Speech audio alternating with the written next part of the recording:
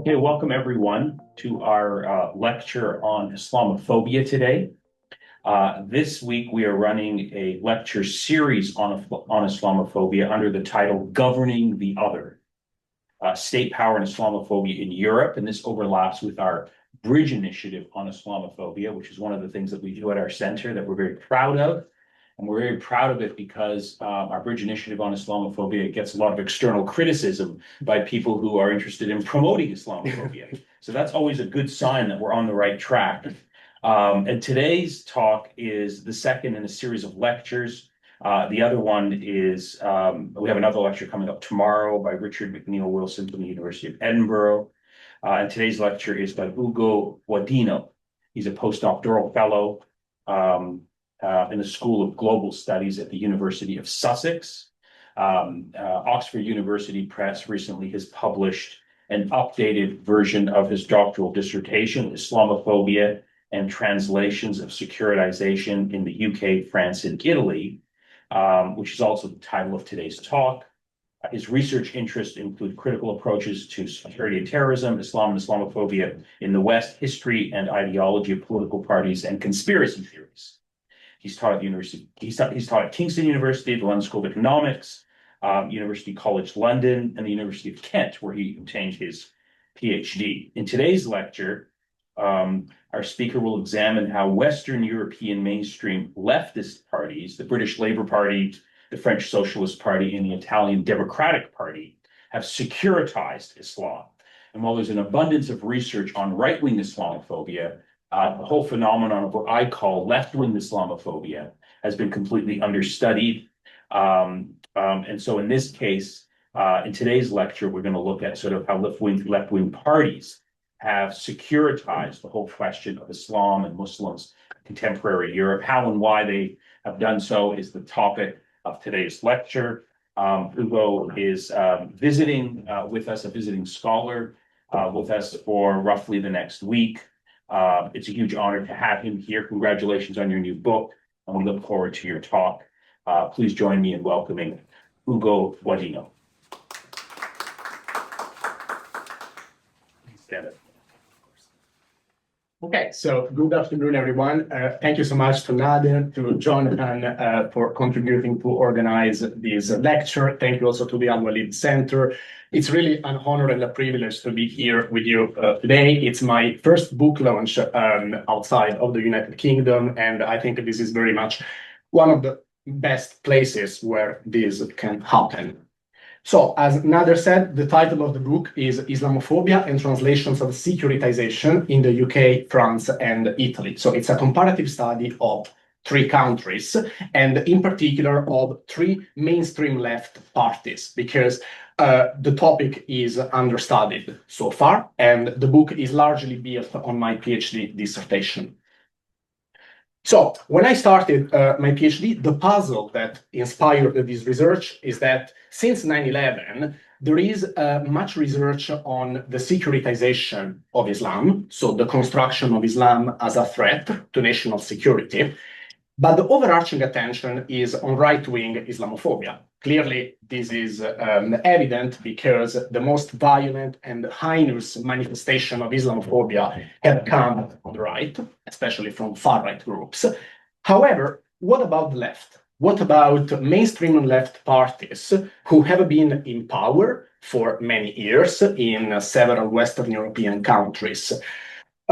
Again, when I started the research, there was already some evidence that mainstream left politicians from some different countries, like Tony Blair in the United Kingdom, François Hollande in France, or Matteo Renzi in Italy, they expressed growing concerns about immigration, especially immigration from the global south, radicalization, especially religious-inspired radicalization, and generally with insecurity. So many started to wonder if center-left parties were not chasing the right and were not using a language that we would expect more from right-wing parties. However, if we look at literature in international relations, mainstream and critical security studies, as well as political science, the impression is that there is a sort of bipartisan consensus by mainstream right and left parties when it comes to issues of national security. So they don't really ask if mainstream left parties use a specific language, a specific narrative to talk about security, and in particular to talk about Islam. So the main research question of the book is, how do Islamophobia and its securitarian dimensions travel across parties? And I argue that the securitization of Islam travels through a process called translation, which I'm going to explain during the presentation. Political parties translate the securitization, and in particular the securitization of Islam, in their language, policies, and in their referent objects, which is basically the things that has to be protected from an external security threat. And the translation of a securitization occurs on both sides. So the book explores mostly the left, but actually I use a sort of a relational approach, because you can't really study the left if you don't know what is going on the right, and the other way around. So the right translates some left-wing tropes, but on the other side, the left translates some right-wing tropes, but also some policies, which makes the translation stronger. Now, the book tries to give our contributions to three different fields. The first one is about Islam in and the West, basically research exploring immigration, racism, Islamophobia, issues related to religious freedom and to religious discrimination, as well as literature that reflected on the divide between the religious and the secular. I build a lot on Tal al-Assad and other scholars who contested this kind of division between what does it mean to be religious and what is secularism, especially because these concepts can be very Eurocentric in the way we use them. Then a second contribution is to critical security studies. In particular, I use securitization theory, and I also engage with critical studies on terrorism, which is clearly a key aspect of national security. And then the third field is comparative politics, because I want to explore three different countries and three different political parties. And especially in the last 20 years, with the rise of populism, this kind of a field has become more central, even when it comes to discussion on religion, Islam, and immigration. So when it comes to the design of the research, I build on some concepts that are generally very much contested. Contested meaning that they have different meanings, they can be interpreted in different ways. So the approach of the research is generally very interpretive, is like post-positivist. And firstly, when it comes to Islamophobia, which is a central concept of the book, I use the definitions of Islamophobia as anti-Muslim racism, especially the Runnymede Trust in the UK has done a lot of work using this approach. So basically, I argue that we cannot understand Islamophobia if we divide the racial from the religious sphere. And this is actually something that many left parties do when they say that it is acceptable to dislike a religion, but at the same time, you are not racist. You are just expressing criticism against Islam as a religion, something that happens especially in the French case. And then other two central concepts are the right and the left. Clearly, these are concepts that change country by country. They indicate some broad political families, from the far right to the center right, far left to center left. And I explain in my chapters how the parties that I study belong to this kind of broad political family. The specific case studies are mainstream or center-left parties, like the British Labour Party, the Socialist Party in France, and the Democratic Party in Italy, which can be considered as kind of broad churches, especially the British Labour Party. You have some factions that are more progressive, factions that are more centrist, but there is wide consensus that these three parties represent the mainstream left. And when it comes to the data and the method, I use a critical discourse analysis and interpretive policy analysis, analyzing parliamentary debates, laws, draft laws, speeches, and all this kind of archive that represent what political parties say and don't say about Islam and about immigration from Muslim majority countries. Especially in a country like Italy, the debate on immigration is central because talking about Islam often means talking about Muslim migrants, since the presence of Muslim is actually not as large and not as historically grounded like in the UK and in France. So, when it comes to the theoretical framework, I use a securitization theory because it really helps to explain how issues of national security are socially and politically constructed. They don't exist objectively out there. They are shaped by the way that policymakers and national security experts want to build them. But I mean, first, I take issue with some classic approach to securitization, which argues that security is exceptional, is something out of ordinary politics, because actually there is a lot of evidence that for the securitization of Islam, this is actually an ordinary process that happens historically, that is constructed by many different actors in a way that is ordinary, that is linked to the routine and not just to the realm of the exception. But also, even these kind of second or third generations of securitization scholars, they don't really focus on the role of political parties and of some political ideologies represented by the parties to explain how security develops and who and what is a security threat.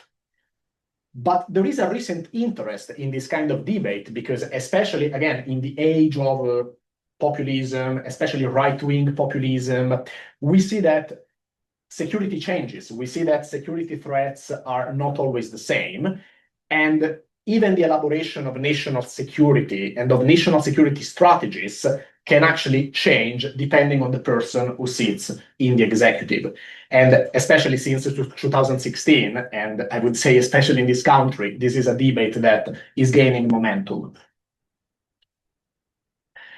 Then the book talks about the securitization of Islam in general. So it doesn't focus only on Islamism, because many political parties, especially mainstream left, they would claim that they securitize Islamism and then some other extreme forms of political Islam, like Salafi jihadism and others.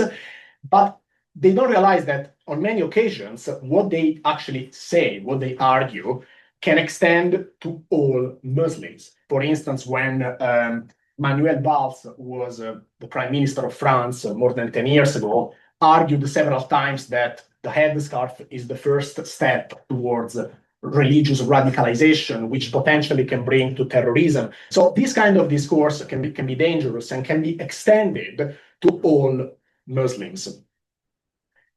And also, I stressed that the securitization of Islam is not just a result of the terrorist emergency that happened in Europe, especially since the 7/7 attacks in London and the Madrid attacks between 2004 and 2005, because there is a long Western history of Orientalism, colonialism, and Islamophobia, which happens also to be shared by many left-wing parties, especially the parties of countries which were mostly involved in colonialism. And again, I think especially about the British Labour Party.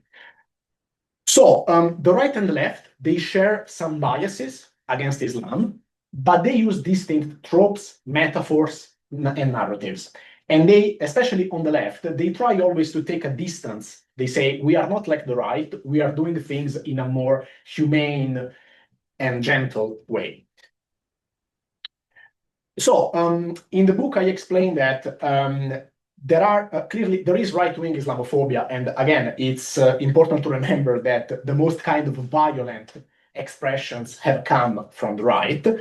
And I explained that there is a process of translation happening on both sides.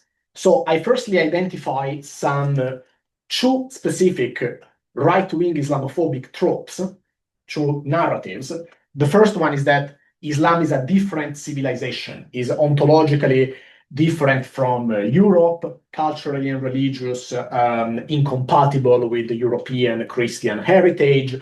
And this is something that we hear mostly from the right, as well as the second trope, which is about Muslims as demographic threats, connected also to the conspiracy theory about the Great Replacement or ethnic substitution, which again is something that we hear mostly from the right. And when I say the right, again, I mean a broad spectrum of political parties going from the far right to the center right. But there is a lot of evidence that, at least I would say since maybe 15, 20 years ago, far-right parties like the National Rally in France, the North League and Brothers of Italy in Italy, and the parties that were before Brothers of Italy, they have slowly and gradually replaced the center-right parties that were dominant on that side of the political spectrum. So we see that many scholars talk about the normalization of far-right positions and a sort of hegemony that now is in the hands of far-right parties instead of the center-right. So right-wing Islamophobia can be associated with these two tropes, which, as I'm going to explain, have partly traveled to the left. And on the other side, we have mainstream left Islamophobia. So again, parties that are considered closer to the center. Here, I'm not looking at radical left parties that have most of the times a different visions of the issue. And I identify two specific center-left tropes. The first is that Islam is not secular, because secularism and anti-clerical positions are historically closer to center-left parties in the three countries that I analyzed. And the second one is that Islam is a sort of patriarchal, misogynistic religion that doesn't respect gender equality, women's rights, LGBTQ plus rights. And as I'm going to explain, some of these tropes have also traveled on the other side. I focus on three countries, but I also want to suggest that the framework can be potentially used to explore how this process happens in other countries.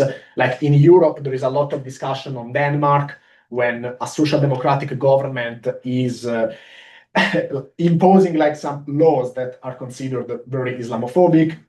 So again, the framework of translation potentially can be extended to other cases. So the book also, again, tries to give a contribution to the discussions of mainstreaming of far-right positions and especially of Islamophobia. But what I want to suggest is that while it is clearly more intense on the right, Islamophobia can also be found beyond the right, among liberal, communist, feminist thinkers, and I give some examples in the book. And I want to suggest that these parties of different political sensibilities are not chasing the right, as many journalists or intellectuals argue, but they are translating these tropes into a different language that can potentially be more familiar to their audiences, including their electors or the other party members or sympathizers. So the meaning of translation, well, is pretty straightforward. We know that it means to change a set of words from one language into another language, and that's the interlinguistic aspect of translation. But translation also means to change within the same language the words from one register into another register. So from the register of the conservatives to the one of the progressives, of the liberal. And this is an intralinguistic translation that has not been so much explored, especially when it comes to Islamophobia or generally securitization theory. And so I explained that translation has three different dimensions. It is a process that is clearly contextual because it changes from language to language, from country to country, and across political parties. It's an active process because you need a sort of re-elaboration to convince your audiences. And it's a collective process because you need the agreement of a broad quantity of people to make the translation succeed. Otherwise, it will be considered as something external to the traditions of your political party. So firstly, when it comes to the context, we see that the UK, France, and Italy are quite different when it comes to the history and the meaning of Islam and of religion and secularism in general. In this respect, for instance, the British model of multiculturalism is clearly very different from the French model of republican assimilation or integration, which is very much based on an assertive conception of secularism, which in France is called the laïcité. And this is something that does not really appear in the United Kingdom, when there is much more tolerance when it comes to religious minorities, while Italy, for instance, doesn't really have a sort of historical integration model because migration is more recent, and generally there is not even so much discussion on creating a national Italian model of integration of minorities. What is different about Italy is the strong presence of the Catholic Church, which again is not as strong in France, for instance. And also another important aspect is the shorter colonial history of Italy, which doesn't really have the same kind of post-colonial immigration, which instead appears in the UK and in France. And also when it comes to national security, it's still important to remember that in Italy, there was not a single religious-inspired terror attack. Many scholars talk about the Italian exceptionalism when it comes to jihadist terrorism. But despite this absence, we still find a lot of like Islamophobic declarations by many politicians and a sort of disproportionate attention to jihadist radicalization compared to other kind of radicalization, especially the far-right one. But aside from the interlinguistic translations, we should also look at another kind of a contextual element, which is basically related to three different dimensions. One is the extraordinary events, the so-called critical junctures that justify some national security measures, for instance, terrorist attacks. Or when it comes to immigration, the Mediterranean refugee crisis of 2015, it was considered a critical juncture to explain how the parties who governed in that period adopted some extraordinary measure to close the border or to reduce migration flows. But what I argue is that we can't just look at this dimension to understand the securitization of Islam. We also need to take into account the distal context, which is basically the history of the parties, and the proximate context, which is which means the interaction between political parties. And this is very important to understand how many left-wing parties are kind of pushed by the right to use a language that is securitarian and to adopt some strong security policies. Basically, every time the left is governing, some right-wing opposition parties will argue that they are incapable of stopping immigration, incapable of thinking about law and order, crime, and about radicalization. So back to the three dimensions. The second one is that translation is an active process. So political parties are agents and audiences of a securitization because they kind of speak and respond to each other in a very relational way. They can appropriate issues from their competitors and translate them to match their ideology and referent objects to secure. And I'm going to explain this better when I talk about my case studies. But what is important to say here is that in the book, I don't really look at electors, so I don't measure how electors respond to the translation of a particular security policy by a political party. But there are other scholars doing it, and they show that when the left chases the right, it tends to lose electors. So I look mostly at two other kind of audiences: the internal audiences, party members, factions, and the external audiences, meaning the other political parties on the political spectrum, and how they react to the securitization by another party.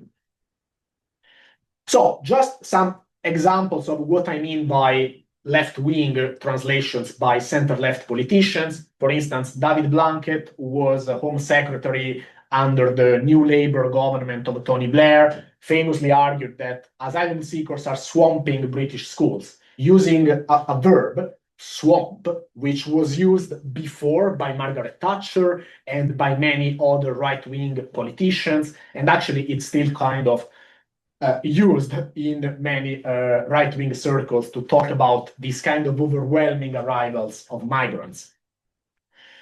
Another example, another country, Marco Minniti, who was the Home Secretary in Italy between 2016 and 2017. He argued that accommodation has its limits in its capacity of integration.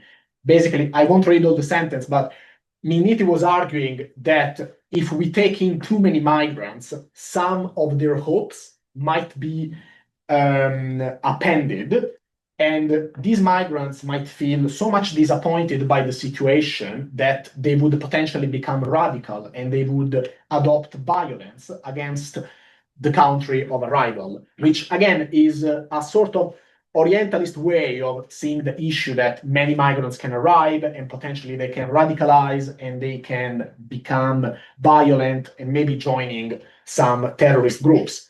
Consider also that it was 2017, so 2 or 3 years after the establishment of the caliphate between Syria and Iraq. So there was a lot of discussion and concerns about these possibilities. Other examples, other sentences. Again, Marco Minniti arguing that security is not a right-wing prerogative, but it should be a left-wing issue because it is the left caring about the weakest people in society. And in a similar aspect, Manuel Valls, who was the Home Secretary in France between 2015 and 16, he argued that security is the first freedom, which was a sentence of Jean-Marie Le Pen, who said it at the end of the 80s. And Valls repeated this concept many times. And when it comes more specifically to Islam, Valls claimed on many occasions that Islam is threatened by the temptation of withdrawal, meaning that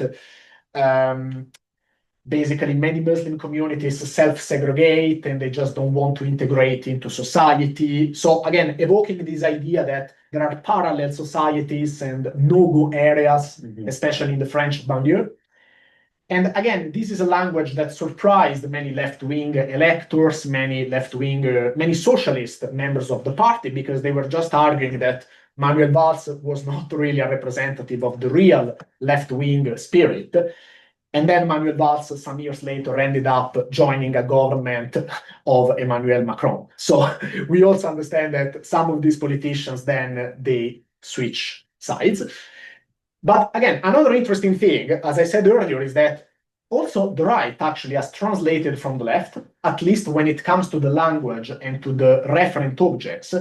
And we see this when it comes to discussions on gender equality or feminism, like Marine Le Pen saying that the migrant crisis signals the beginning of the end of women's rights, or Matteo Salvini claiming that the greatest threat to women's equality is Islam and is not the World Congress of Family, which is this massive gathering of ultra-conservative parties who are anti-abortion and generally considered, very conservative and against women's rights. So Islam a threat to women's rights, Islam as a threat to gay rights. This is also something that has been said many times by national rally politicians. And finally, switching to the third dimension analyzed in the book, the collective one, translation is not just an individual endeavor, because it can start it also by factional leaders, mediators, and other personalities who want maybe to promote a particular agenda in a party, and they might succeed or they might fail, depending on the consensus reached in the party. For instance, Manuel Valls, who I consider as a sort of a translator from the right, he was then defeated in the primary elections in 2017 by a candidate who was considered as more left-wing. So his line was not approved by the members of the party. But what I want to say is also that if all this discourse from the right is rejected, desecuritization, so basically the opposite process of securitization of Islam, does not really follow necessarily.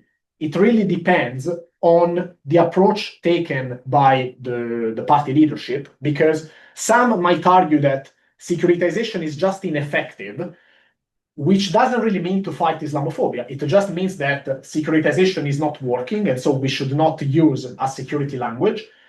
While others might actually argue that, especially if you are a progressive party, securitization is unethical, is not something that you should follow, because it means to betray the real spirit of the left, and also it means to provoke some negative consequences on Muslims. And this was especially the position of Jeremy Corbyn in the Labour Party, as well as of Jean-Luc Mélenchon in France, at least after 2019. And this very nice red mug here, on which is written "Controls on Immigration, I am voting Labour," is a kind of sign of how the Labour Party, this was in 2015, so in the Brexit period, the Labour Party tried to chase the right when it comes to the migration issue. But I wanted to show it just to say that this kind of communication was massively criticized by the left of the Labour, especially Diane Abbott, who is very close to Jeremy Corbyn, saying that basically this way of speaking like the right should not be allowed in Labour. So it is a sign that when you translate from the right, when you translate something that doesn't sound in line with your party, it can generate a collective reaction by many sympathizers of the party. Now, I'm just going maybe to speak another 5-10 minutes. Yeah, okay. So just a quick overview of the 3 case studies. In the empirical chapters, what I do is that I start to look at the evidence of the securitization of Islam by the 3 parties in the 3 countries. So, for instance, Labour Party in the UK, we see a lot of like surveillance of mosques and Muslim charities under Blair and Brown. We see especially the proliferation of counter-terrorism laws, especially the counter-radicalization program PREVENT, whose discriminatory impact on Muslims is well known. The use of deportation, citizenship removal, and these kind of policies. But what I argue in the book is that Labour politicians always tried to distinguish themselves from the right by saying that we are doing this to protect British multicultural model, British balanced race relations, to make sure that to ensure community cohesion. And these are all ideas that, to a certain extent, were grounded in Labour history, and especially in what I call the distal context, because if we look at the previous periods in which Labour was governing, so in the 20s, in the 60s, and in the 70s, there was the same kind of attitude towards non-white immigration from the Commonwealth. So Labour didn't talk about Islam in that period because this was not the main frame to understand migration. Race was the main frame, as Stuart Hall argued. But there is a sort of historical continuity in the way Labour thought that too many migrants from the Commonwealth would jeopardize British multiculturalism, which was also a sort of proud achievement of the Labour government. In the same moment, they were also passing the Race Relations Act, which were very positive for many migrants. But there is always this kind of ambiguity, this kind of ambivalence. So we can keep the multicultural model alive if we don't admit a certain number of migrants, especially non-white immigration, which can be hard to integrate in our society. And then we notice some starting ambivalence against Islam after the Rushdie affair of 1989. And again, I explained that this kind of attitude should also be understood as a result of the proximate context in which the conservatives and after it, the UKIP party, the BNP, all these kind of far-right groups, they put pressure on Labour, basically arguing that they are unable to control immigration, they cannot guarantee law and order, and this pressure puts Labour in a situation in which they have to respond, and they end up translating from the right, using policies that are more similar to what a right-wing person would expect, than following a more progressive agenda. And I would suggest that maybe under Keir Starmer, we are seeing something very similar when it comes to migration. But again, this is maybe part of a future project because it's not in the book. A very similar pattern can happen for France and Italy, although clearly the debates are different. In France, it's mostly about Islam. When the Socialist Party governed between 2012 and 2017, we see some policies like the state of emergency after the Bataclan terrorist attacks, the law CIRT, which normalized some of the measures taken in the emergency situation. They basically became ordinary laws. And the project to strip terrorists of citizenship in case of dual citizenship, which never passed because the Socialist Party never got the party to agree on this. It provoked massive disagreement. And again, these two policies, they were firstly suggested by Nicolas Sarkozy, by Marine Le Pen, and by other members of parliament of the right. And they cheered when François Hollande proposed them, saying, this is our ideological victory. But Hollande, Valls, and other politicians, they tried again to create a distance by saying, we are doing this not in the name of racism, in the name of to stop migration. We are not like the right. We want to protect secularism, rule of law, human rights, and a lot of values that in France are defined as Republican. And again, what I try to explain is that this kind of a securitization was not only a product of the terrible jihadist attacks that happened in France, because the Socialist Party already had some concerns about Islam in the 80s, when many Muslim migrants started to settle in France, bringing their family, and we see the development of the first debates about the Muslim headscarf, for instance. And we see this kind of ambivalence by many progressive politicians. And on the other side, we also have, again, the right-wing impact on the immigration and radicalization agenda of the Socialist Party, which looked very scared of the electoral increase of the national rally in the same period. And so they decided to steer towards the right. And finally, the last case study, the Partito Democratico, Democratic Party, governing in Italy between 2013 and 2018. In this case, we firstly have a policy, Mare Nostrum, which was a military mission in the Mediterranean to save lives. And actually, they managed to save thousands of lives. But at the same time, the way Mare Nostrum was deployed was also a sort of balance between humanitarian concerns and securitarian concerns, because it was also aimed to detect and arrest many human smugglers and irregular migrants. So there is always this kind of a securitarian rationale behind the mission.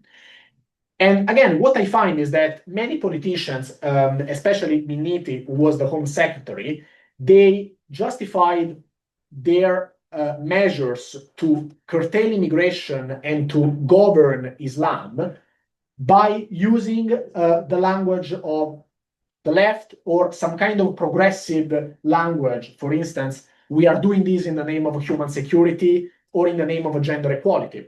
And for instance, the National Pact for an Italian Islam is a sort of agreement between the government and some Muslim communities. And one of the key points of the agreement was that Muslims should respect gender equality, secularism, and monitor their community to detect signs of radicalization. So there is always this kind of suspect towards the Muslim communities. But again, here I also noticed that if we look at the history of the parties preceding the Democratic Party, other parties on the center left, because I mean, we had a lot of different transformations of political parties in Italy. Already in 1997, when there was like this massive migration flow from Albania, there was a very similar discourse. We have to close the borders. We have to do it in the name of a securitarian, but also humanitarian reasons, because many migrants are dying in the channel of Otranto, so in the Adriatic Sea. And the same happened in Libya during the 2000s. So we have to close the border and we have to make sure that we don't receive too many migrants. And again, the left was governing. And what I found is already a very strong impact of the right, because especially 10 years ago, after the Mediterranean refugee crisis, political parties like the North League attacked the Democratic Party day after day, saying that too many migrants were coming to Italy, that Islam is not compatible with Italian culture. And this kind of impact was so strong that in the end, the Democratic Party didn't manage to pass a very much needed reform of the citizenship regime in Italy, which is based on ius sanguinis, so the right of the blood, basically. And it's still very hard for foreign people to acquire the Italian nationality. So, very short conclusion. What's the added value of the book? Enriching securitization theories through a focus on political parties, especially on progressive parties, exploring their discourse when it comes to security and to Islam in 3 different countries, and finally also reflecting on this kind of rightward movement of mainstream left parties and their ambiguity on Islam. So I think I will stop here. Thank you so much for your attention, and we're looking forward to your questions. Great, thank you very much. So I'll start off with the questions. To what extent is the nature of state-religion relations in the 3 countries that you look at, does it inform the question of Islamophobia? In other words, if you look at France, France is unique in the sense that it has an understanding of secularism that is rooted in a particular hostility of the manifestation of a religious identity in the public sphere. People see someone looking different or allegedly being religious in the public sphere, that sets off alarm bells. You don't have that in the case of England. You don't have that in the case of Italy. You don't have it in the United States. So could you say more about sort of the nature of secularism, the nature of religion-state relations in terms of informing the whole question of Islamophobia in the 3 cases that you look at? Yeah, thank you for the question, and well, also for the compliments for the presentation. So I will start from France, as you said. Basically, the kind of Republican universal model is really important to understand this kind of hostility against Islam, because especially many people on the left, they argue that, they have nothing against foreigners, but when it comes to religion, you have to privatize it. You can't go to school wearing some, ostentatious religious symbols. And this is something that actually also many right-wing parties argue. But then when it comes to Catholicism, for instance, they say, well, this is actually part of our historical culture, so we can tolerate it a bit more. So this is definitely something to consider. While, for instance, in Italy, the model, we don't really have a model. I say we because I'm Italian, so we don't really have a sort of model. It's a younger country when it comes to immigration. But when it comes to state-religion relation, an interesting thing that I didn't mention earlier is that the model in Italy is based on concordat. a sort of like agreement between the state and the church. Right. And this is based on the Catholic Church, which is the biggest church in Italy. Mhm. And Islam doesn't really have this kind of agreement with the state. Right. So the state argues that it's very hard to find agreement between Muslims associations. They speak with different voices, which is partly true. But at the same time, there is not the political will to actually doing it. So the Democratic Party, they tried to do it in 2017 with this kind of a national pact of an Italian Islam, but it didn't really recognize the same constitutional rights to Islam. So it's very hard to build a mosque. It's very hard. You cannot even get some kind of, how do you say, fiscal exemptions if you are a Muslim association. So this is an evident discrimination. But now, we have a far-right government. I mean, it's a coalition government, but it's mostly dominated by Brothers of Italy, which is historically a far-right party. And they have made it even harder to build mosques. And they don't justify it by saying we are against Muslims, but for security reasons, but not even national security, it's safety reasons.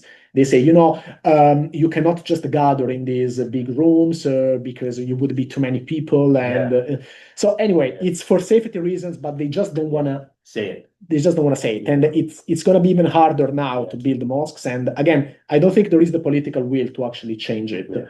Yeah, okay. Let me ask one more question, and we'll open it up to the audience. Yeah, sure. And let me play devil's advocate here and try to defend these mainstream left-wing parties from Islamophobia.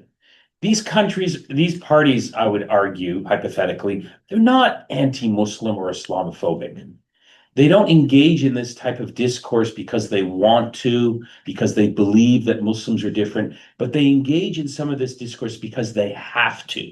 Because they're political parties. They're interested in political power. And the reality is that the community that they're trying to get votes from, they lean in the direction of these right-wing parties. And if they don't adopt this securitization discourse, they're going to lose votes. And the example that I'm reminded of in your presentation is Hillary Clinton here in the United States in 2016. When she was running for president, she started to say things that we have to be good to Muslims because we need them to help us fight ISIS and Al-Qaeda. We need them to be our eyes and ears.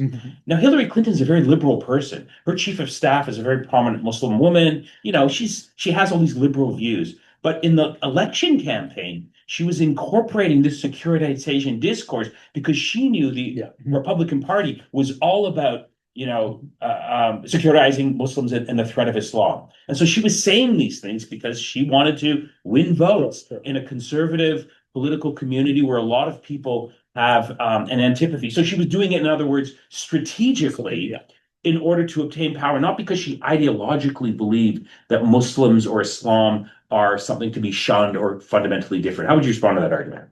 Well, thank you. Yeah, that's a very challenging kind of argument. And I kind of acknowledge in the book, and I say, there are obvious political, tactical, and strategic reasons sometimes for political parties, depending also on electoral systems, because like in the US and in the UK, when there is this kind of more, historical in the UK, mostly bipolar competition, you need to steal votes from the right. And so you end up moving to the center and saying, well, we need to be very careful to this. But there are also some historical examples of where the left didn't really need to adopt this kind of approach, but ideologically, especially because they have been so anti-clerical in the past. And I think, again, especially about France, potentially also some people in the Italian left, they end up just buying into a discourse that is, expressing suspicion towards some religious practices, saying, we don't want to see women with the veil because it's not really what we believe in. And they still try to teach the Muslims how, to integrate. But again, it's a delicate balance between strategy and ideas. And I would say it depends also a lot on the electoral system and on some particular situations, because when I talk about the critical junctures, it's like after a terrorist attack committed in the name of jihadism, I think every head of state would say, okay, we need to do something. But the way that it was done, then again, especially France, the state of emergency was then extended for like 2 years.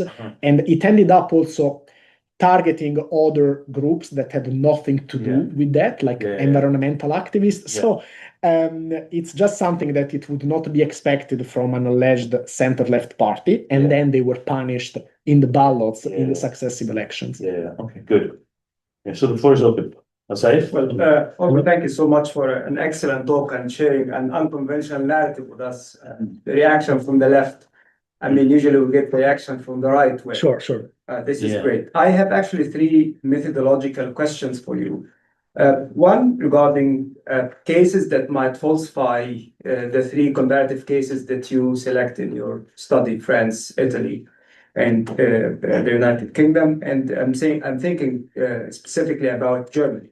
But Germany has a strong left, and it also produced a different reaction in terms of non-securitization discourse regarding Muslims. There is a different story from Germany regarding integration. This is one question regarding falsifiability in your research. The second point is on employing discourse analysis, and I was wondering if you thought about also conducting interviews with different representatives from left parties in the case studies.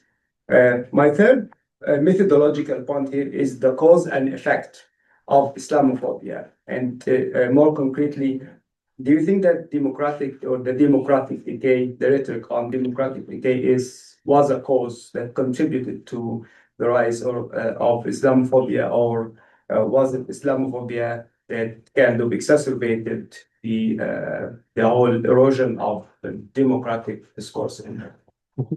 Okay, thank you. So just to clarify, by democratic decay, you mean like less trust in political representatives, or yes, more authoritarian shift? I would reduce it within the scope of your analysis to generating a discourse in securitization. Because it undermines democratic decay. Oh, okay. In this respect. Democratic. Thank you. I mean, I think Islamophobia generally, it has been grounded in the history of these parties or broad political families since decades, actually. Definitely in the last years, especially again after some terrorist attacks and national security issues, we see a more kind of authoritarian shift, which has potentially increased Islamophobia, but at the same time, there is also a kind of pre-existing context that can explain it.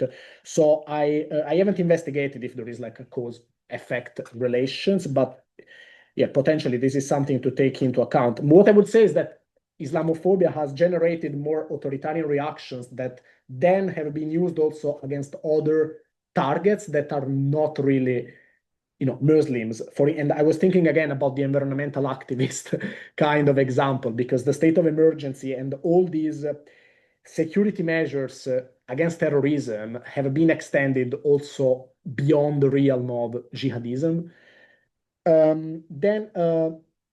Actually, I can connect this to the first question about the cases, the falsification and so on. So I mostly use an interpretive approach. Okay, so I didn't start the research by thinking exactly about these kind of issues of reliability or validity. But what can I say is that I'm less familiar with the German case study, but I know that even there, actually, there was a sort of ambiguity when it comes especially to migration, refugees, and the citizenship issues. So I don't know to what extent it can falsify this, because actually also the Social Democratic Party in Germany was accused of getting too much rightward when it comes to the issue of crime.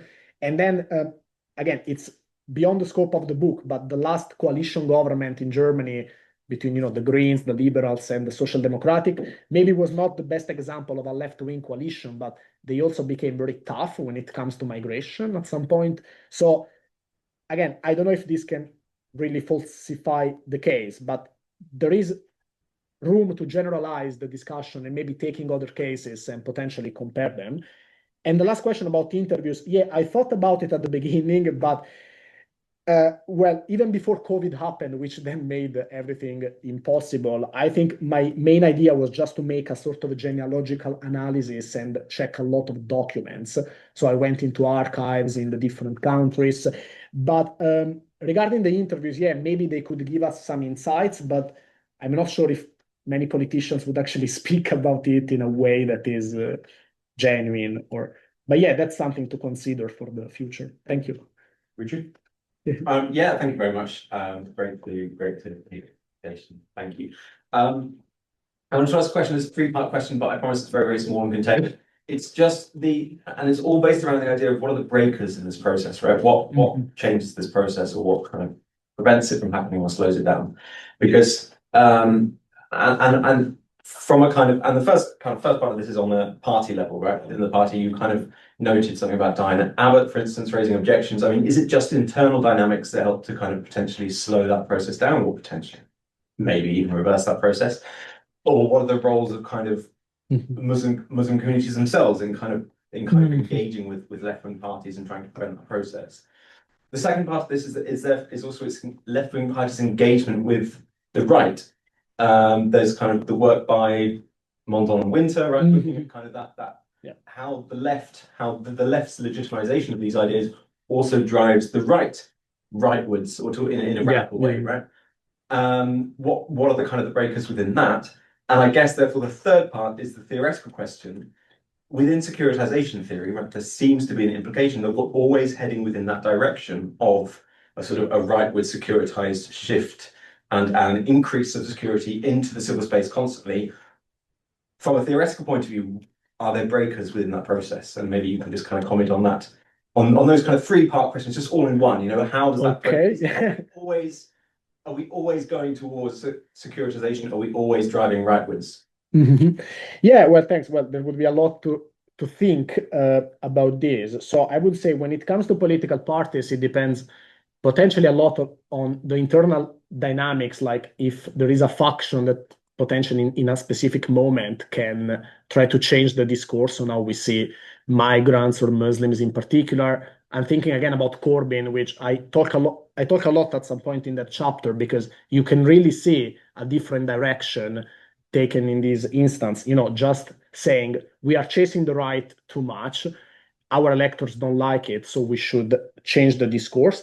Then it didn't work for a lot of other reasons that go beyond the discourse on Islamophobia, but at least I think this was a viable change, which probably also all the critical scholars attacking the center-left would agree with. So I don't know if I partly covered that question. And when it comes to securitization, so you were saying basically all people studying securitization kind of have a bias like towards focusing more on the security and less on the opposite. The implication of securitization theory is that it's expanding, right? Security is expanding into the civil sphere, and that seems to be what's implied in this with the left-wing take. Yeah. Is it just simply that therefore we always have that? Okay. Or is that at some point does it stop? At some point does it shrink? Yeah. Again, I would say like the collective dimension in this case, the one that I mentioned earlier, can be really important, because if you have many, at least in a party situation, if you have many members or representatives trying to steer against it and saying the securitization is not the right way to do that, we need actually another approach. In that case, we might potentially see a desecuritization move, maybe for different reasons, because they can say it's not working, we are losing electors, maybe we don't really care about migrants and so on, but this is ineffective and we shouldn't do that. Or they can say it maybe for ethical reasons, we should not do that because it's wrong. So I would say that, yeah, we should maybe look more at the potential of desecuritization in many of these cases. But in the parties that I looked here, at least again, I saw this happening in the Labour Party with Corbyn, but then we know how the story ended. So it was not really successful for that particular party. And the Democratic Party now, they have a different leadership and they try to sever the bridges with the Minniti and Renzi experience. And actually, I think their electors like it more. So maybe that can be the road to follow. Yeah. Thanks. I hope I kind of covered. Go ahead. Thank you. Yeah. I just wanted to ask, in one of the sort of newer trends that we see in French central left, or more to the center, to be honest, is not necessarily is sort of the emergence and promotion of what they term to be Republican Islam. So an Islam that is more that is perceived to be sort of designed by the government to be more in line with what they consider to be the traditional French Republican values. I was wondering, to what extent would you consider that a continuation or a break from the French Socialist tradition that you have been researching for your book? So you mean the attempt to create a Republican Islam if there is a continuation of because I was of wondering, the socialist? yeah, because I was wondering, on one hand, it is not necessarily the sort of traditional right-wing Rassemblement National way of trying to view Islam as like a separate Sure, yeah. But at the same time, it's also not the traditional laïcité way of trying to remove religion from the public space. It is interesting. Okay, I get it. Intervening. No, thank you. No, I mean, that's a very smart question. Yeah, definitely this idea of like forging, a Republican Islam, or even in Italy with the National Pact of an Italian Islam, it was a very similar thing.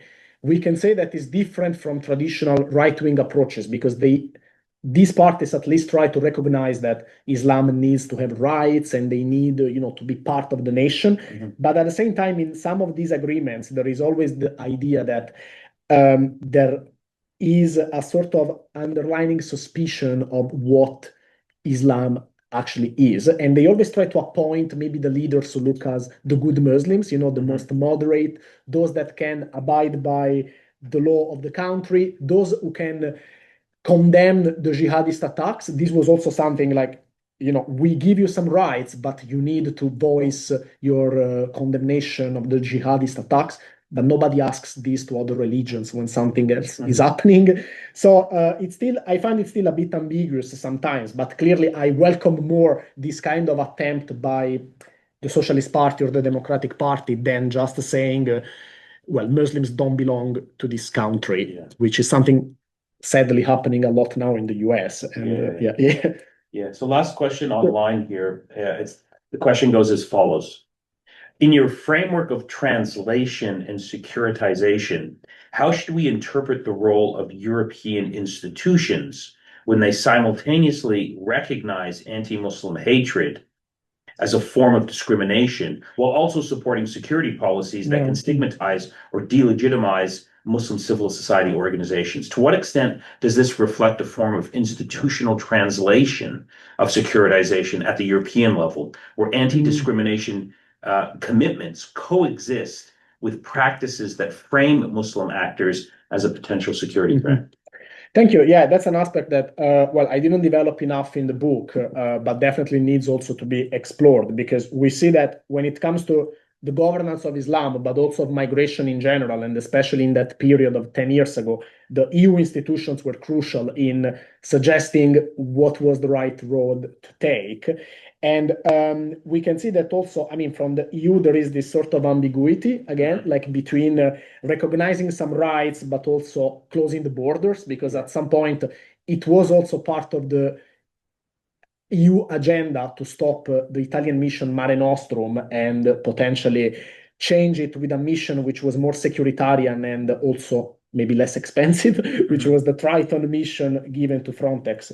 So I would say the EU also represents this kind of ambivalence between a sort of, how can I say, they manifest to, on one side, some tolerance, but on the other side, they have actually also endorsed some very, securitarian solutions. And especially now also in the last years with the new changes of Frontex, this is becoming even more assertive. Yeah, very good.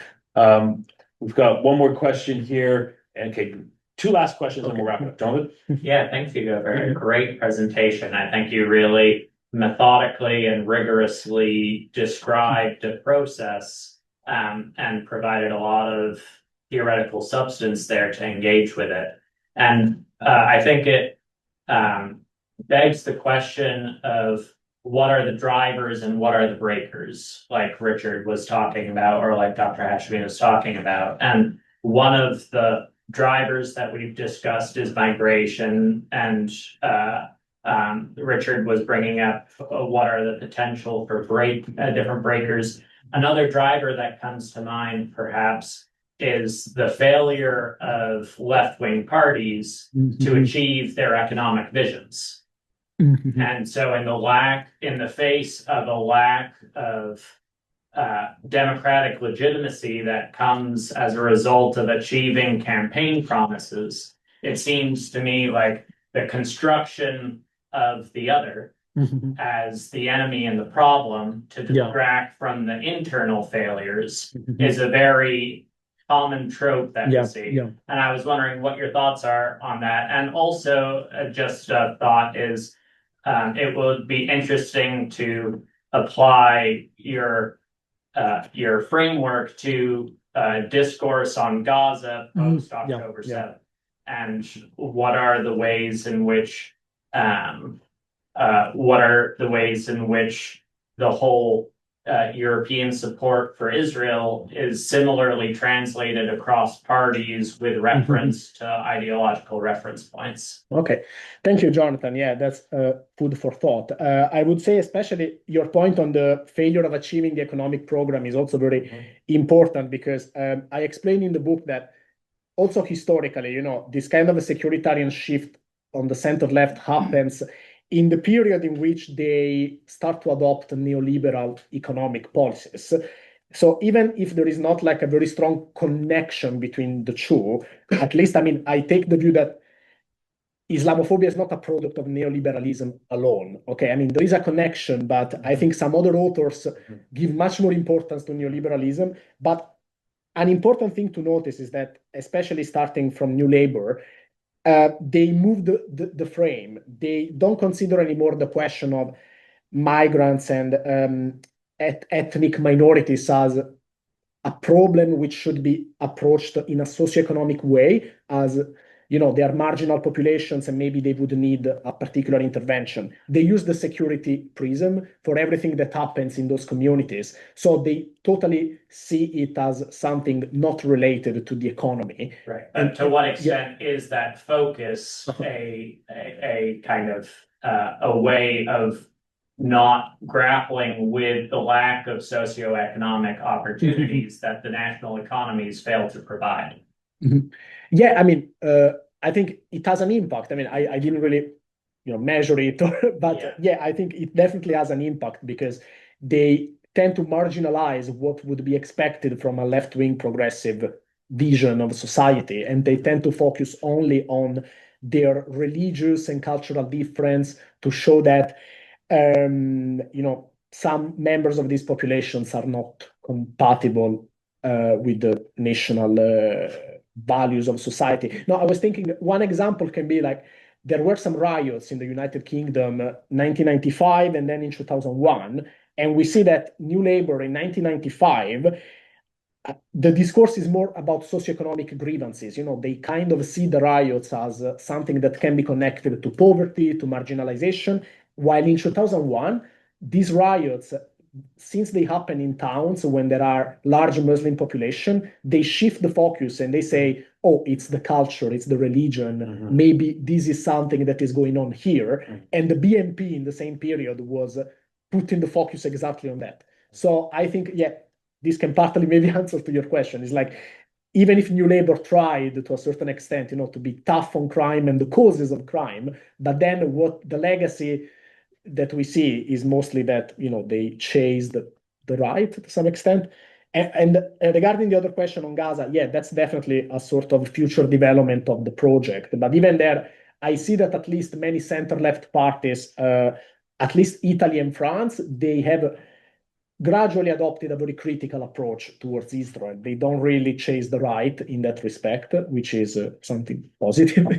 Thanks. Last question. Okay. I wanted to ask about the critical juncture, October 7th, and the repercussions, and now I would move to two also very brief questions. One is, how in your view do you explain that some immigrants, some whom are from or Muslim background within the left, are embracing the securitization discourse and also kind of the Islamophobia rhetoric against Muslims, and some of them are Muslims, are immigrants themselves. And my last point is, you have used the word ambiguity in your research and ambivalence. It appears to me that the left is not ambiguous about Islamophobia in this case, right? So that's on the ambiguity, I was mostly saying like they I mean, they always try to be, how can I say, like, to strike a balance, between the positions. Like, they will say, we are not like the right, we are different. Ambivalence, I like ambivalence more. Ambivalent, yeah. Yes. Yeah, I mean, but also because it must also be acknowledged, at least for the Labour Party in the UK, they adopted some laws like the Race Relations Act in the 60s.